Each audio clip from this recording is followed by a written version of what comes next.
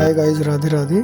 आज हमारे पास आए हैं प्यारे से 7 नंबर के लड्डू गोपाल जी, और आज हम करने वाले हैं इनका बेहद सुंदर और प्यारा श्रृंगार। सबसे पहले किया गया है इनके चेहरे का मेकअप, ताकि कान्हा जी का रूप और भी निखर कर आए। तो चलिए देखते हैं श्रृंगार पूरा होने के बाद लड्डू गोपाल जी कितने सुंदर लगने वाले हैं।